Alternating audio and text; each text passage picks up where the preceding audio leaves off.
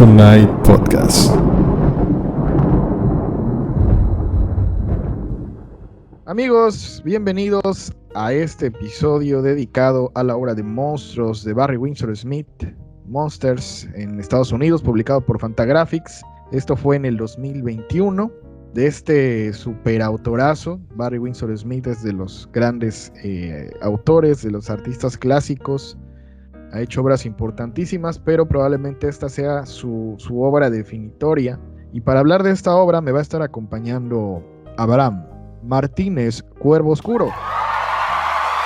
Buenas noches, Miguel. Buenas noches al público del Tonight Podcast. Un placer estar de nueva cuenta con todos ustedes. Y por supuesto con el generalísimo, con su gorra y sus barras y estrellas firmes. Saludo. Señor, sí señor, Pollicio en cabina. El general Pollicio, que está ahí aceptando los saludos aquí de Abraham. Yo soy Miguel Ángel Hernández y pues vamos a hablar de este cómic, Abraham. Tú lo tienes ahorita fresquecito, tienes unos minutos que acabas de terminarlo. Una obra, yo ya te platicaba de hace unas semanas, densa en muchos sentidos, pero sí te deja al final de la lectura, o al menos a mí sí me dejó con cierto hueco, con cierta, ¿cómo podemos decirlo?, tristeza por lo que cuenta. Pero cuéntame tus primeras impresiones y ya luego empezamos a platicar de la obra para que animar a la gente a leerla. Tú dinos. Pues mira, Miguel, sinceramente estoy conmovido. Es una obra muy poderosa emocionalmente hablando. Es un trabajo denso de prácticamente 400 páginas que se desarrolla casi en tiempo real televisivo.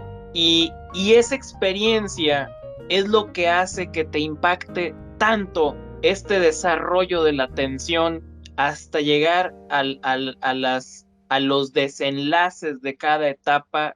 Es una obra que definitivamente es muy recomendable para, ojo, lectores maduros en todos los sentidos. Qué bueno que aclaras eso. Sí, esta obra es para adultos. Yo diría también que son para lectores que ya tienen callito, no es para lectores nuevos. Obviamente para los fans de Barry Windsor Smith no se pueden perder esta obra. Y ¿a quién más se la podemos recomendar? Autores de cómics y a personas que quieran. De repente dentro de los cómics hay una gama grandísima, ¿no?, de géneros. Y yo creo que a los psicólogos o a la gente que esté buscando cómics que hablen de maltrato familiar o de traumas después de eventos muy fuertes, en este caso pues es de la guerra, este es un cómic que se adentra mucho y muy bien en esos temas.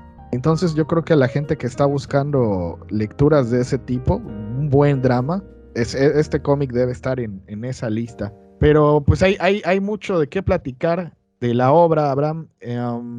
Me gustaría comenzar con la historia detrás de la obra que viene platicada en el intro de este libro, que en español publica Dolmen. Ya decíamos que en inglés la obra original es de Fantagraphics. No sé si tú la quieras platicar o la vamos platicando, tú dime. Pues si quieres empieza tú, hablar de lo que hay detrás de. Creo que es una historia también bastante interesante y ahorita la vamos complementando. Bueno, pues primero tenemos a Barry Windsor Smith y pues van a decir, bueno, ¿y este señor quién es? La mayoría lo conocen por su trabajo, sobre todo en Weapon X, donde en una obra en la que no pone globos de texto, o sea, no hay realmente a quién estar siguiendo a un personaje, sino que con cajas de texto que nosotros vamos adivinando o vamos colocando esa información en los médicos, en los investigadores, en todo lo que está pasando, nos va contando lo que podría ser el origen de Wolverine. Y no el origen, es un origen entre comillas, es más bien cómo le pusieron su adamantium en sus garras. Hace años Wolverine era un personaje muy misterioso, no sabíamos cuál era su pasado realmente. Entonces esta obra escudriña un poquito en ese pasado y se nos hizo muy interesante, ¿no? Porque es un personaje con muchas aristas. Sin embargo, pues Barry Windsor Smith no es lo primero que hizo, ¿no? Hay mucha gente que lo conoce por su trabajo de Conan. Ya platicamos bastante en nuestro episodio especial de Conan el Bárbaro. Es un autor muy diferente a los demás porque para empezar su trabajo gráfico tiene mucho que ver con los renacentistas, ¿no? Se le ha comparado mucho hasta con Rafael por su estudio anatómico, por los músculos, cómo hace las derivaciones, ¿no? De cada fibra muscular, de cómo se contraen o cómo se extienden los músculos. Es un trabajo muy plástico, mete mucho achurado, mucho sombreado, y narra muy bien. Entonces todo eso sumó a su trabajo y se fue apartando de los demás, que en un principio pues él tenía como cierto dejo de Jack Kirby, ¿no? Pero enseguida se empieza a separar y empieza a ir y llevar su trabajo a una cosa mucho más elaborada, mucho más barroca, con muchos detalles. Y de hecho, él en Estados Unidos se junta con otros autores enormes. Estamos hablando de Jeff Jones, estamos hablando de Mike Kaluta, estamos hablando, y lo dejo hasta arriba, yo creo de que de todos, que sería Bernie Wrightson, en un estudio. Entonces imagínate esos 4 artistas, ¿cómo podríamos decir? No sé, dándose consejos, mucha retroalimentación entre ellos. La manera en que subió a partir de estar en ese estudio su trabajo, pues fue increíble.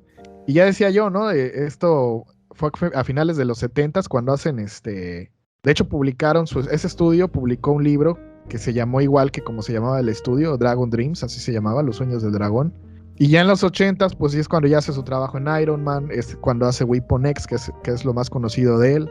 Ya después en los 90s hace varias obras en Valiant, porque queda un poco peleado con Marvel, y aquí es donde vamos a tener que hacer como un paréntesis para seguir después platicando un poco más de Barry Windsor Smith. Pero ese paréntesis es justo que él quería hacer una historia para Hulk. Estamos hablando de que es el año es 1984. Ya Barry Windsor Smith había hecho cosas para Iron Man y pues tenía esta idea, ¿no? de hacer esta historia donde pues iba a hacer que la manera en la que los rayos gamma afectan a Bruce Banner, sí, le iban a dar sus poderes, pero en realidad no había un catalizador. El catalizador iba a ser un trauma que le había dejado el maltrato familiar que había recibido por parte de su papá, ¿no? Entonces, él empieza a desarrollar esta historia. Poco a poco, pues iba con los editores y les decía, mira, ahorita tengo esto, ya tengo esta estructura, no, que muy bien, que está bien, que a ver, sigue mandando cosas, porque pues él sobre todo era dibujante, no se dedicaba mucho a escribir, y a lo mejor esa novatez pues le hacía ir mucho con los editores para que el trabajo quedara bien. Él era perfeccionista en ese sentido, y por eso iba a que le vieran los trabajos de sus adelantos, pero resultó que pues le agandallaron la historia.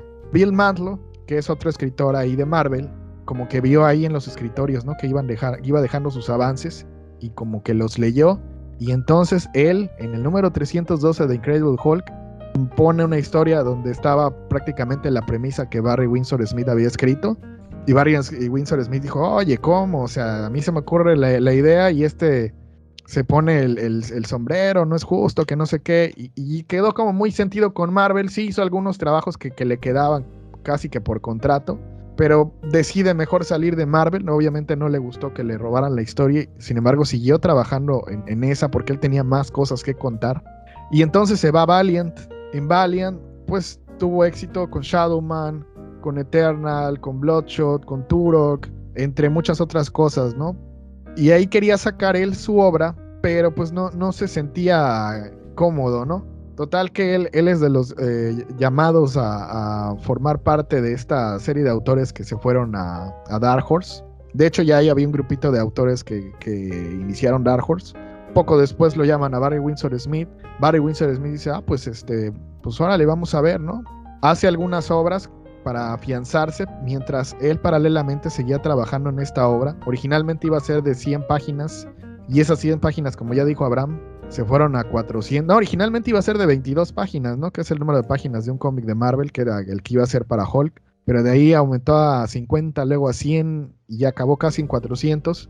Y fue ahí cuando The Dark Horse dice, no, pues yo creo que esto le va a ir mejor a Fantagraphics. Y ya Fantagraphics es cuando por fin decide publicar este cómic justo en el 2021 y se gana el Eisner como mejor álbum gráfico, como mejor guionista, como mejor dibujante, hasta como mejor rotulista. Aquí lo voy a poner yo entre comillas, ahorita no sé Abraham qué diga, de este cómic que vamos a hablar, de Monstruos. Y pues precisamente a mí personalmente me gustó mucho. Sin embargo, la historia técnicamente, ya hablando de técnica, hay cosas a mí que no me gustaron, pero eso me gustaría platicarlo ya hacia el final.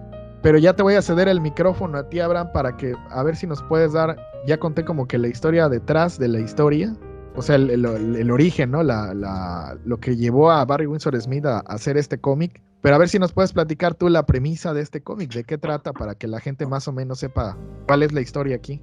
Claro, y como dices, esa anécdota de que él tenía el guión propuesto ahí con un editor de Marvel, ahora sí que en el escritorio, y de repente un Vivales viene y dice, oye, qué buena idea, debería de usarla. Pues sí, pues eso no se hace, ¿verdad? Niños no lo hagan. Sí, ¿no? Pues mira, ¿de qué va la historia? Entonces, ¿qué es lo que pasa? Bueno, en esta historia, básicamente se nos habla de un tipo que trabaja en el ejército, un tipo afrodescendiente, que tiene que reclutar a muchachitos para las Fuerzas Armadas. Se topa con un muchacho llamado Bailey, apellidado Bailey, que le falta un ojo, está tuerto, y lo enrola. Dices un poco bobo, pero bueno, funciona para el programa. Él se queda con un poco de culpa porque ha oído rumores de que ese programa para el que él está reclutando jovencitos, o sea, el programa Prometeo, una clara referencia al moderno Prometeo de Mary Shelley, que es Frankenstein. Entonces él tiene pesadillas, vive con su esposa, con su hijo y su hijo mayor Lee, su hija menor Nina, una niña pequeña.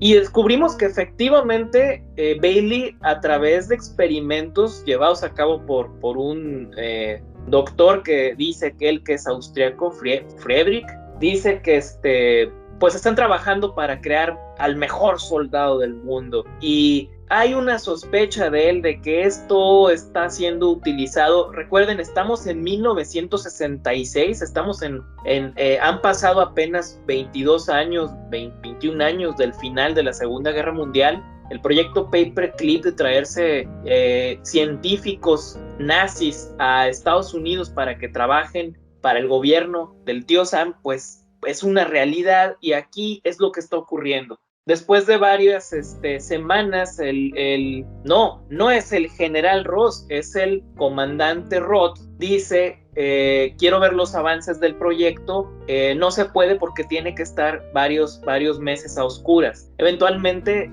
cuando el proyecto culmina, todo el mundo está horrorizado por la pestilencia de los tanques, donde Bailey ha sido transformado en este super soldado con tecnología nazi, y unos soldados que llevan ahí unos tipos que llevan para hacer la limpieza, dicen, dejen esto presentable, van a venir los altos mandos a ver los resultados del proyecto. Encuentran una X cantidad de ropa gigantesca. Resulta que Bailey se ha convertido en un ser de más de 300 kilos de músculo, de casi 2 metros de altura, gigantesco, pero sigue estando tuerto. Entonces, cuando lo presentan, pues nos damos cuenta de que efectivamente esto es una especie de Hulk, pero es un Hulk que está dopado, está encadenado y está sumido en un trauma. El gran drama de la historia, conforme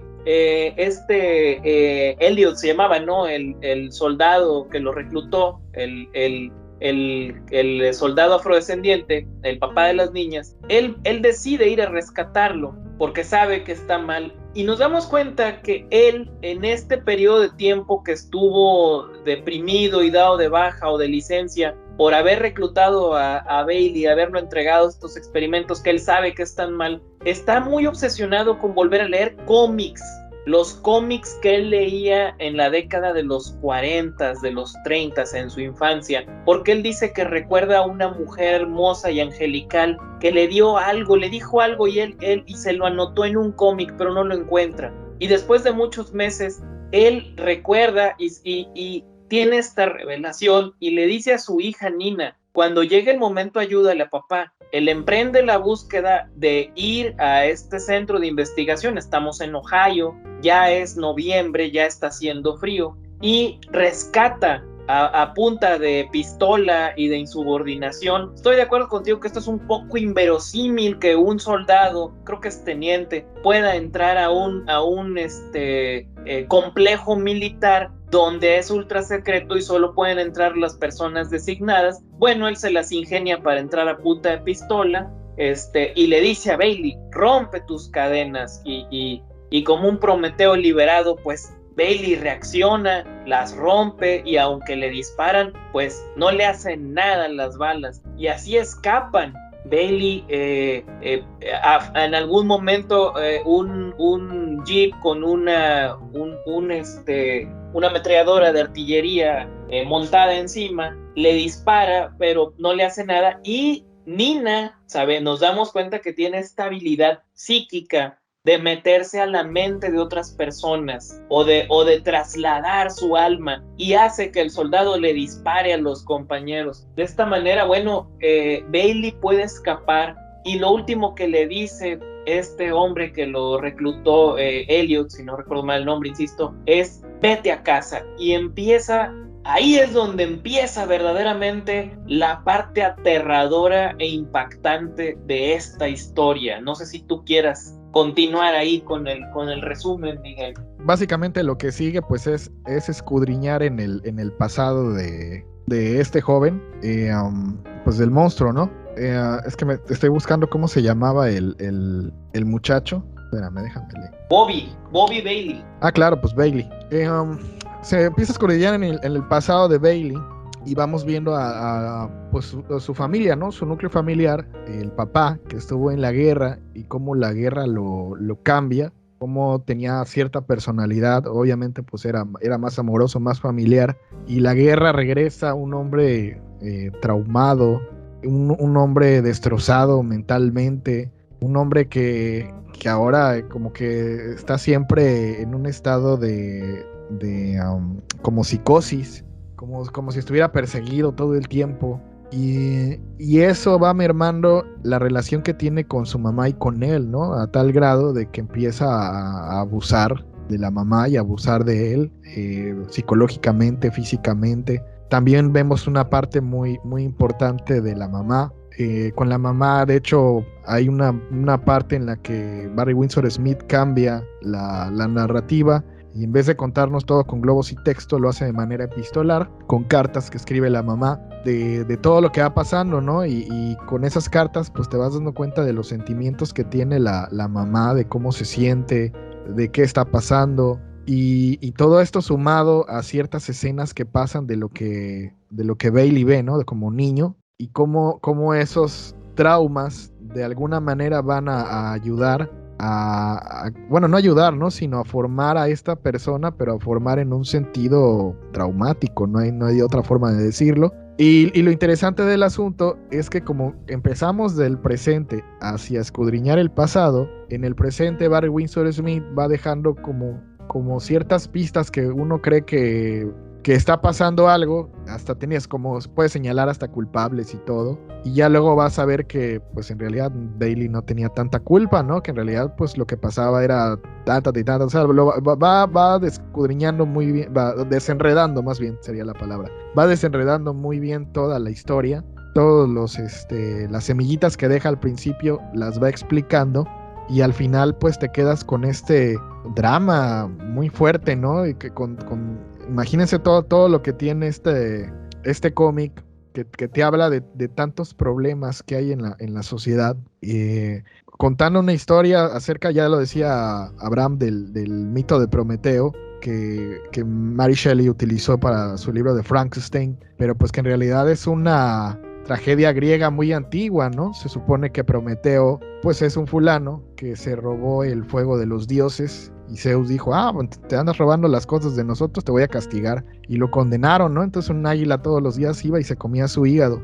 Pero en la noche cuando él se dormía, no solo le comía el hígado, ¿no? Sino que lo dejaba ahí medio destrozado. Pero en la noche él se volvía a recuperar, se regeneraba. Y luego al día siguiente otra vez el águila lo iba a devorar. Y entonces vivía en un eterno sufrimiento. Y así vivió Prometeo, ¿no? En un eterno drama hasta que por hacer algo mal y ya en la historia del mito griego, pues Hércules mata al águila y ya libera a Prometeo. Pero mucho de ese drama se ha utilizado en muchas obras, no nada más en Frankenstein, sino en obras en las que por un error o por cierta situación un personaje vive con un montón de problemas todo el tiempo y no le ve salida, ¿no?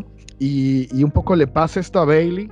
Y aquí escudriñamos bueno, ok, tiene todo esto Bailey, pero ¿por qué, no? ¿Cuál es la situación? ¿Por qué es un personaje tan atormentado? Y Barry Windsor Smith, así poco a poco y detalladamente, te va especificando, mira, él es así porque le pasó esto, pero a su vez a su papá le pasó esto. Incluso se toma un buen tiempo con el militar que ya platicaba Abraham, que pues sintió remordimiento al llevar a Bailey a ese experimento. Y escudriñamos también en el pasado de esta persona del ejército, ¿no? También vemos a su familia, cómo la hija de él va a tener un papel importante con esos poderes psíquicos que tiene. Entonces sí, no sé qué más decir, Abraham, sí te deja... A mí cuando yo terminé de leerlo, sí me quedé como medio deprimido, como que sí te da el bajón, pero pues es el punto, ¿no? De una historia de drama que te haga reflexionar, que te haga pensar. Claro, lo que estamos viendo aquí, la razón de por qué nos altera y nos impacta tanto, y esa es la función del arte al final de cuentas, generar y transmitir, es que este retrato de los episodios de violencia doméstica del papá de Bobby, que se llama, bueno, es Bailey también, pero se llama Tom, es real. Esta espiral de violencia que se va incrementando, que empieza con ¿qué es eso? ¡Ay, es una pistolita tirapapas! ¿Quieres ver una pistola de verdad? Y saca la pistola el tipo y sabe que el niño tiene miedo, ¡ay! La dispara, ¿no? Sabe que lo está violentando.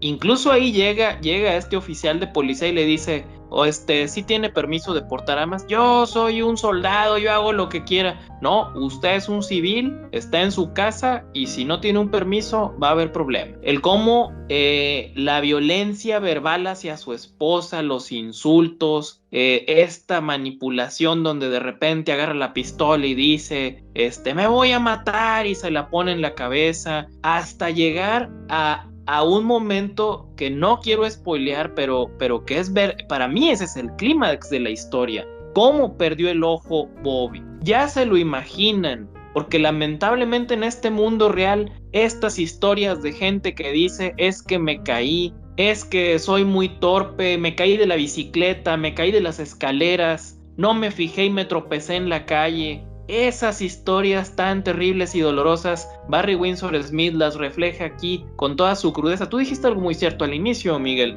Esta es esa clase de historias que los estudiantes de la conducta humana, sociólogos, psicólogos, psicoterapeuta, seguramente al leerla van a decir, es que este es el proceso. Y ella misma, en algún momento, la madre de Bobby, dice, es que la bebida, es que la guerra, es que ¿qué le hicieron? Y mayor, denme información, ¿por qué qué vio mi marido? Señora, no le puedo decir nada, es clasificado. Lo que vio el tipo en la guerra fue su bomba gamma mental de algo que él ya traía, porque de eso va toda la historia. Este tipo ya andaba mal. Cuando llega a Alemania y encuentra estos cadáveres de los científicos nazis que se suicidaron, bueno, aparentemente se suicidaron, y empieza a oír estas voces que le dicen, tu mujer te engaña, tu mujer está con él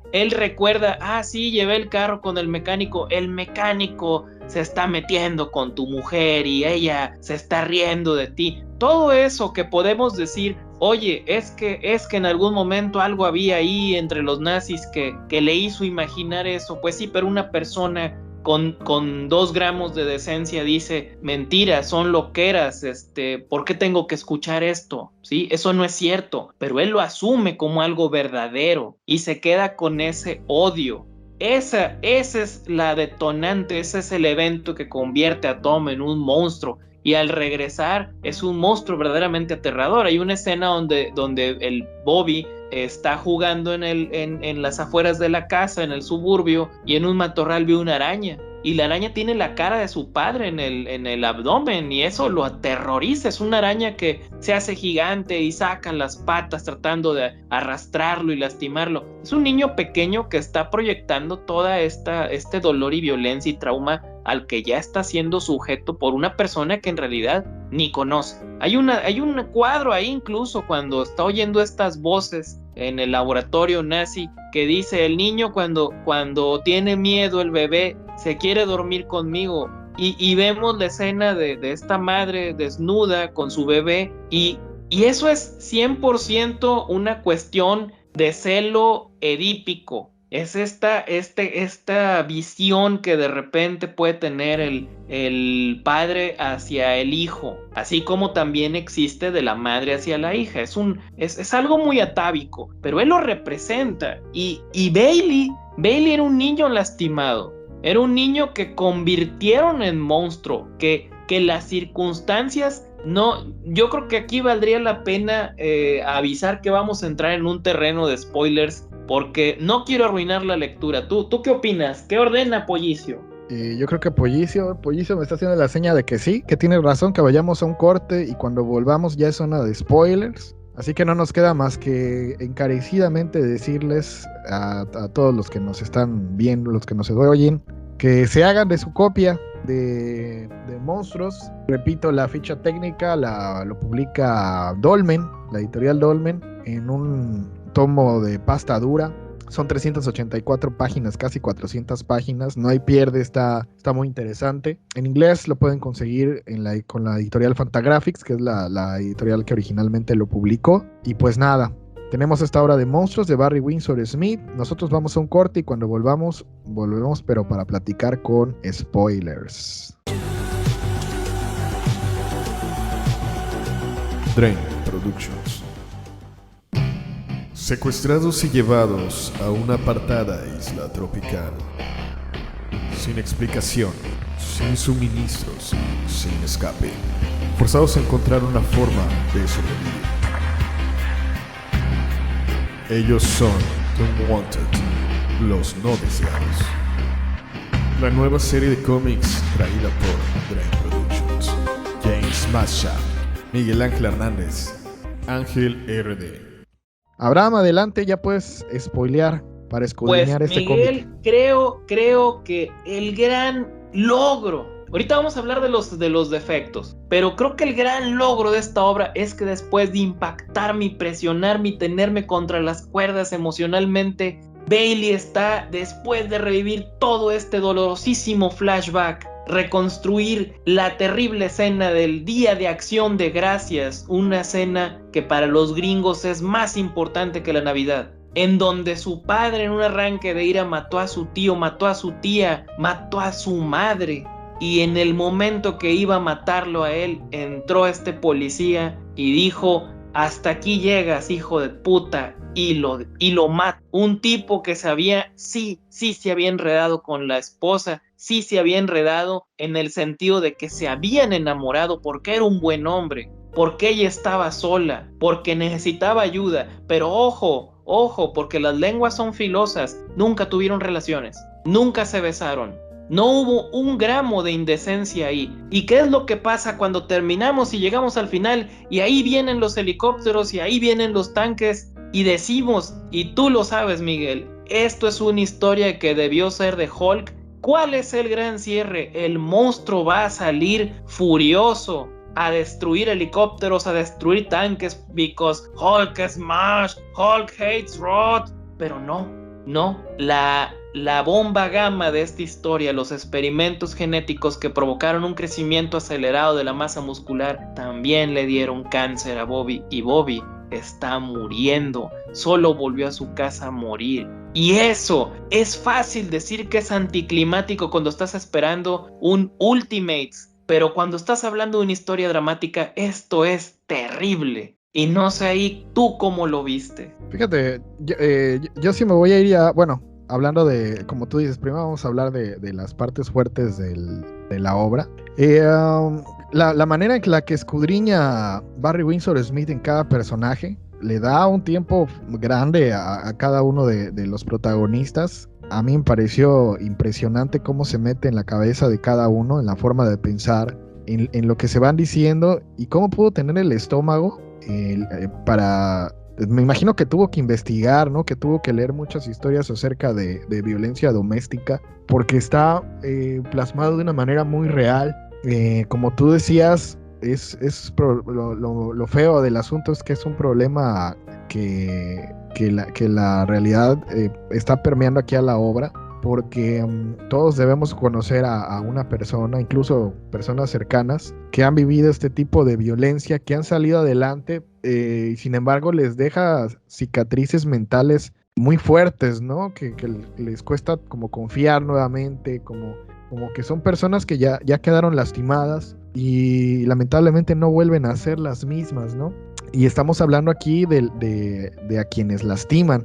Ahora imagínate los que producen ese tipo de problemas, los violentos, ¿no? Los que cargan con todo el problema hacia los demás, hacia los familiares, hacia las amistades, que pues es fácil, ¿no? Señalarlos como los malos, pero que si empiezas a ver en su vida, como decías, pues aquí en este caso el papá de Bailey, todo lo que le pasó en el ejército, en la guerra, fue un catalizador, porque él ya traía problemas antes, ¿no? Estos celos, esta manera de no tener seguridad de lo que tiene, y de cómo en este caso pues eran unas voces, ¿no? Que tenía en la mente, pero que en la vida real pues puede ser alguna amistad o algo así que empieza a calentarle la cabeza a alguien y que en realidad no pasa nada, pero con esos mismos traumas que ya traen, pues no dejan de catalizar a una persona que también está rota, pero pues también se va desquitando con los demás y pues eso no debe de ser, ¿no? Y todo esto lo plasma Barry Windsor Smith de una manera tan realista. Yo creo que esa realidad traída a las páginas de cómic fue lo que a mí me dejó ese sabor de boca como triste, ¿no? Yo no la leí tan rápido como tú, yo sí me fui echando, creo que leí una cuarta parte, luego otra cuarta parte al día siguiente y así me fui, durante una semana la fui leyendo y sí costaba, ¿no? Sí te dejaba como pensando en situaciones reales. Yo creo que ese era el problema, que leía el cómic y me llevaba tanto a la realidad, me quedaba pensando en tantas situaciones que yo conozco, que yo creo que por eso me costó tanto trabajo leer el cómic, porque me llevaba a ver la realidad y me dejaba como deprimido. Y eso no me gustaba, ¿no? Y aparte otras cositas, pero ya son cosas más técnicas que de la historia. La historia es impecable. Lo que te está contando es un tema muy fuerte. Y pues no sabría qué más contarte en ese sentido, Abraham. No sé si tú me quieras dar ahí una pauta o si tú quieras decir algo. Pues mira, yo creo que ya coincidimos en las partes fuertes y bien logradas de este cómic y coincido contigo.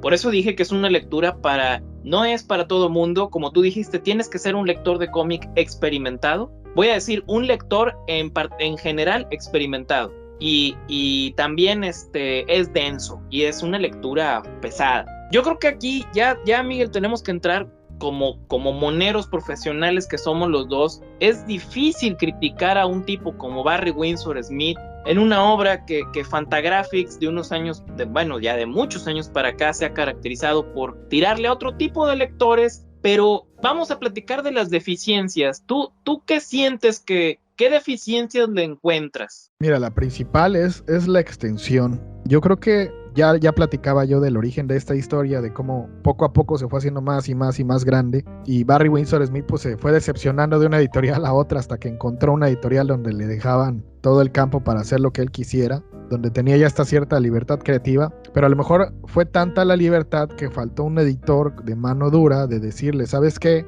la historia a lo mejor del militar, condénsamela un poco, no me la pongas de 100 páginas. Si el cómic si la historia completa van a ser casi 400, le estás dando una cuarta parte al del ejército, y a lo mejor eso lo podemos reducir y quedarnos más con la familia. O porque de repente se olvida de Bailey, ¿no? De repente nada más es el militar, la historia del militar, la vida del militar. Ya vimos que tiene remordimientos, vemos que la hija tiene poderes psíquicos, pero se extiende demasiado en esa parte. Y a lo mejor también este editor imaginario, que me hubiera gustado que tuviera la mano más dura, decirle a Barry Windsor Smith, sabes que esto va a funcionar mejor si empezamos a dividir el cómic por capítulos. Así en un capítulo te dedicas a este personaje, otro capítulo a este personaje, como que estas divisiones, incluso para un lector con tiempo, que ya tiene un lector maduro, puede ir como teniendo una lectura mucho más fácil con esas divisiones, ¿no? Como por ejemplo pasó en Watchmen o en muchas otras novelas gráficas, que al dividir los capítulos, pues vas como cerrando, vas dejando ciertos cierres en ciertas partes de la historia, y a lo mejor me la hubiera hecho menos densa de lo que me la hizo, por un lado. Y por otro lado, y en cuanto a la parte técnica, aquí el Barry Windsor Smith que estamos acostumbrados a ver, no es tanto, ¿no? O sea, empieza con unas viñetas que es el Barry Windsor Smith que uno se espera. Pero de repente llega a este formato de cuadrícula de 9 cuadros, donde hablan los personajes y todo, y su dibujo a lo mejor ya no es tan detallado en la manera anatómica, él se va más con la narración. Pero de repente, que es cuando yo le puse comillas a lo de los rótulos que le dieron su Eisner, que los globos de texto no van tanto de izquierda a derecha, sino que de repente hay un globo que va hacia abajo, y luego tienes que leer el de arriba del siguiente cuadro, pero el mismo globo de texto te va llevando a lo que se dijo en el cuadro anterior, pero en la parte de abajo. Esas modificaciones para mí, pues me tuve que acostumbrar, pero yo lo veo como errores narrativos que no deben de pasar, menos en un autor que ya tiene tantos años. Y eso de modificar así, que un globo acá arriba, pero luego me regreso a la izquierda, ya no voy a la derecha, y luego me voy hacia abajo, pero luego otra vez hacia arriba, pero luego otra vez hacia abajo, cuando lo normal es de izquierda a derecha y de arriba a abajo, no hay de otra.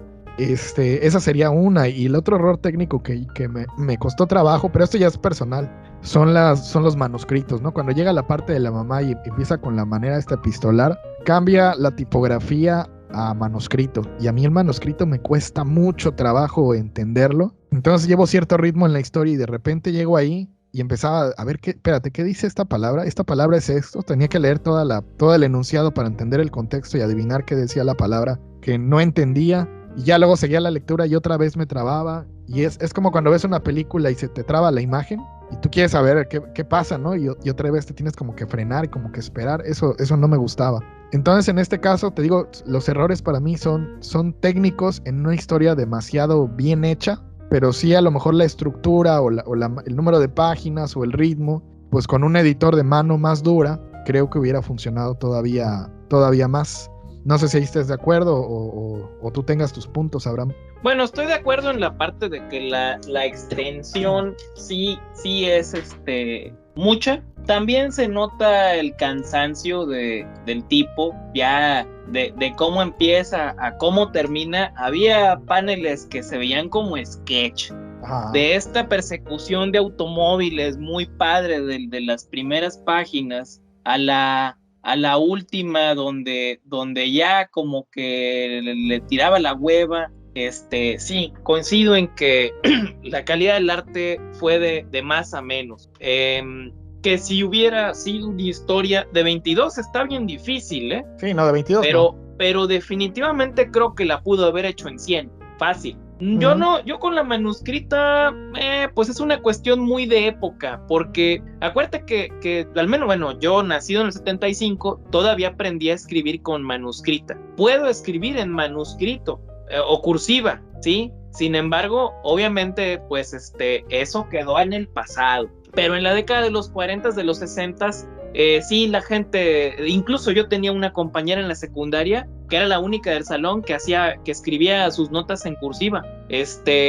Pero bueno, por ese lado lo justifico por el momento. Que hagas una lectura que probablemente a la generación actual se le haga imposible o supremamente difícil descifrarla, bueno, esa es otra historia.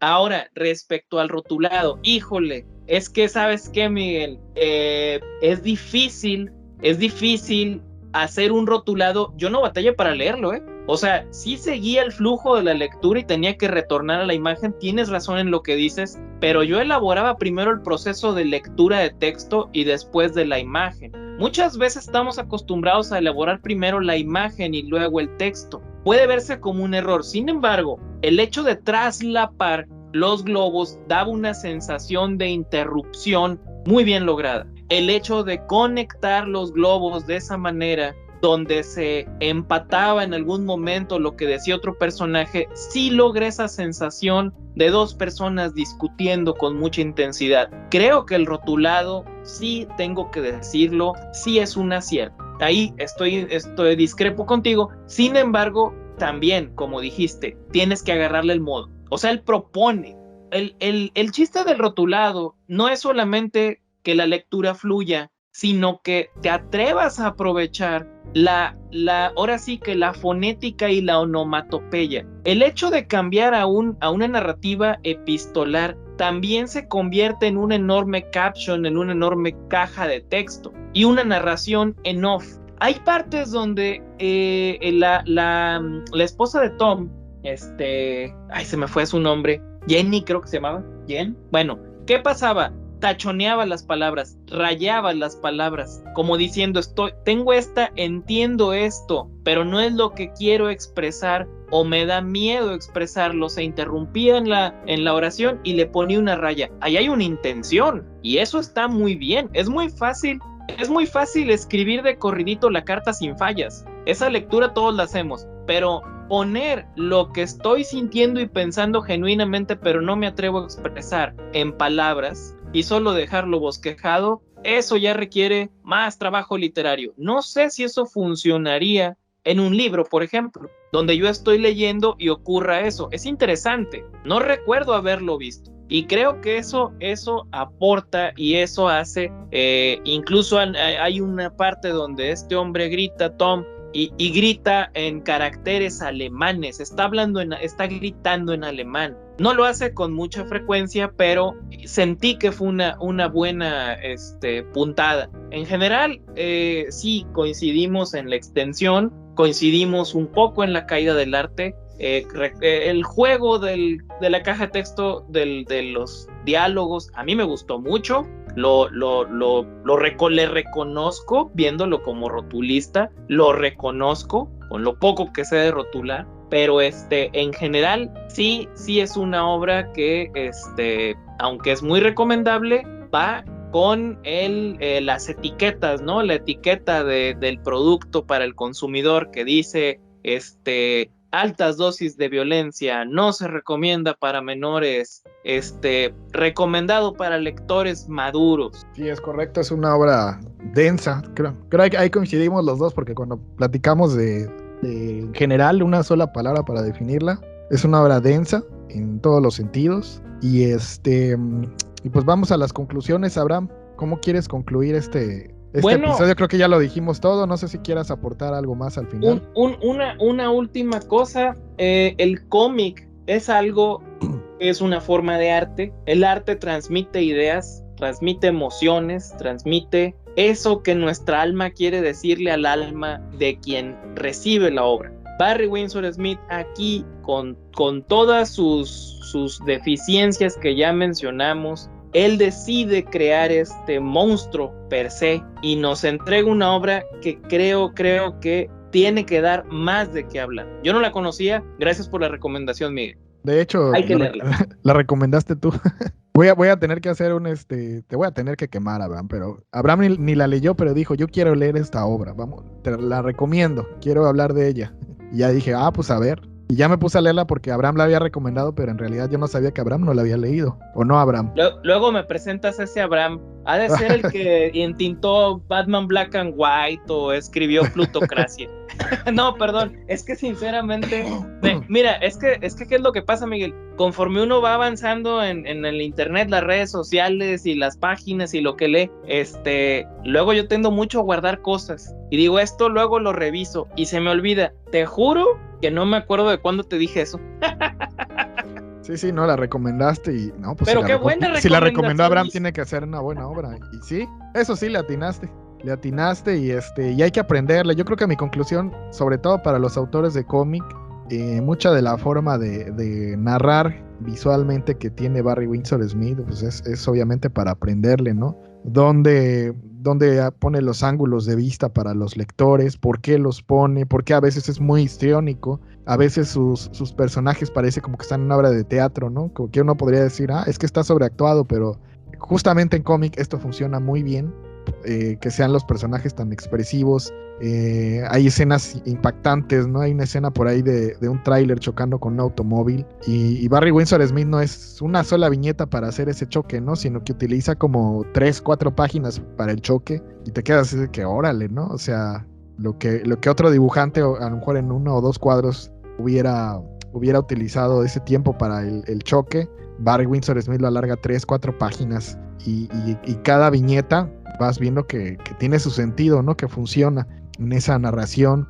Aquí, contrario a otros cómics que ha dibujado Barry Windsor Smith, aquí mete muchísimo achurado, cambia su manera gráfica común, que es con pincel, porque aquí él se está entintando, él está haciendo todo y en vez de, se nota que en vez de entintarse con pincel está utilizando estos estilógrafos o rapidógrafos, la línea es muy delgadita, con plumillitas, y partes con plumillas y partes con te digo, estos rapidógrafos, y mete muchísimo achurado, pero estos achurados tienen un sentido de iluminación para a lo mejor lo que está en primer plano detallarlo mucho, ¿no? Y lo que está en segundo plano que se vea como más alejado, y eso sí no le pone textura. Y aparte estas texturas va metiendo mucha sombra, mucha iluminación, entonces de repente se ven hasta como muy siniestros y de repente no, y de repente hace contrastes. Simplemente la portada es una viñeta de la página 86 del monstruo y ves como hay una luz, lo que los fotógrafos le llaman el key light, la luz fuerte que da sobre el personaje, sobre Bailey, pero vemos el rebote de luz por atrás, ¿no? En su cráneo y a 2 personajes atrás, ¿no? Como que se están burlando de él y que órale, que empiece la fiesta, que baile el monstruo. Y luego vemos en la página siguiente lo que en el cómic le llamamos los dibujantes un soliloquio. Un soliloquio es poner al personaje sobre un fondo negro. Como en una obra de teatro ponen a alguien en el escenario y solo le ponen una luz de manera cenital para que lo importante sea el personaje, pues en los cómics a eso se le llama soliloquio, a dejar al personaje, que en este caso sí pone a los personajes que estaban burlando atrás, pero no vemos nada más, ¿no? Todo lo demás está en negro, el fondo está en negro, y esa manera de recalcar y de narrar, pues no es común entre los dibujantes, ¿no? Eso solo lo hacen los que ya tienen mucho tiempo y que ya se saben esas técnicas y dice, pues la voy a utilizar ahorita, y va y la usa, y así como esa, hay pero muchísimas, ¿no? Que de repente hace un close-up y ese close-up no está ahí puesto porque quiso, ¿no? Sino porque tiene una intención narrativa y de repente se va y aleja la cámara y necesito que se vea todo el escenario, dónde están ubicados los personajes, pero no nada más porque sí, ¿no? Hay un sentido de nuevo narrativo para contar las cosas. Entonces mi conclusión es esta, que aparte de la historia, como autores de cómics, ya sea si son guionistas o son dibujantes, ver por qué hace las cosas como las hace Barry Windsor Smith, qué sentido tiene y cómo, ya lo decía Abraham, cómo mezcla este tipo de herramientas narrativas en los dos sentidos, en el guión y en el dibujo, cómo las entrecruza, cómo hace este lazo entre estas dos disciplinas para contar una historia y cómo tiene un sentido totalmente artístico, ¿no? Cómo lo combina, pues no hay más que aprenderle, ¿no? A ver cómo le hizo aquí, por qué como guionista hace esto y cómo lo resuelve con el dibujo. Y luego cómo el dibujo va a ayudar a que la historia que está contando de una manera narrativa le va a servir para ir avanzando. Les digo, no hay más que aprenderle, la historia está bien contada. Yo lo que decía de las cosas técnicas, pues es eso, son detalles que para mí un editor pues hubiera con mano fuerte le hubiera dado esos cierres que yo planteo, pero que en realidad, pues Barry Windsor Smith ya les conté toda la historia de cómo llegó a hacer esta obra, cómo en muchas editoriales pues le ponían ciertas trabas, pero él la quería contar, se tardó casi 30 y pico de años en que se publicara, y al final se publicó como él quiso, ¿no? Este es el ritmo y la forma en la que la quiso contar, y pues sí es una de las grandes obras del cómic. No sé si hubiera una lista de las 20 obras fundamentales del cómic, probablemente estaría esta. No me atrevo a hacer esa lista, pero quien se atreva a hacerla muy probablemente la ponga, ¿no? Monsters de Barry Windsor Smith. Y pues eso, repetimos la ficha técnica, Abraham, para quienes lo quieran comprar. Barry Windsor Smith es el autor, la obra se llama Monsters, Monstruos en español por Dolmen Editorial, en inglés por Fantagraphics. Abraham, tus redes sociales, ¿dónde te pueden localizar? Bueno, pues ya se la saben, como Cuervo Oscuro, en Instagram, en Facebook, en Twitter, en Mastodon, en Hive Social, www.fantasíasparanoctámbulos, Lea Independientes, Círculo Lovecraftiano y Horror. Estamos haciendo todo lo que se puede, Miguel. Estamos en todos lados como Cuervo Oscuro. Perfecto, Abraham. Ha sido todo, amigos. Pollicio nos va a mandar a lo que sigue.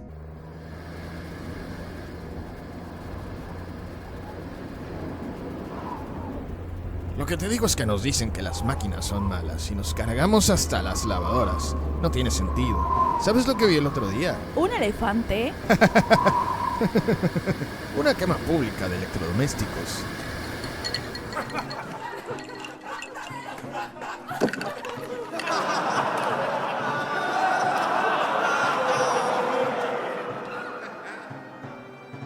Hey, ¿qué te parece si damos un rodeo? ¿Cómo? ¡Hola! Dato pista. ¡Ah!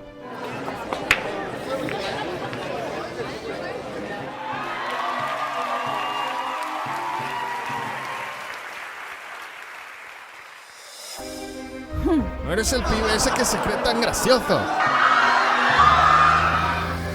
Humor artificial. Fernando Young, Miguel Ángel Hernández. Dolmen Editorial. Búscalo en tu librería favorita. Se ha terminado este episodio. No se pongan así, recuerden que el siguiente domingo tenemos otro gran episodio aquí en el Tonight Podcast. Nuestras páginas, pues justo ahí en Facebook, en iTunes, en YouTube y en iVoox nos encuentran así tal cual como Tonight Podcast. Déjenos comentarios, reseñas, valoraciones, estrellitas, pulgares arriba. Ya lo saben, todo es bienvenido. Las páginas de un servidor, de quien les habla, que soy Miguel Ángel Hernández, me encuentran en Facebook como Miguel Ángel Hernández Art. En Twitter estoy como Miguel ANGH y en Instagram estoy como Miguel Ángel HDZ Art, donde dejo mis trabajos como autor de historietas. Muchas gracias por vernos, muchas gracias por oírnos. Chao.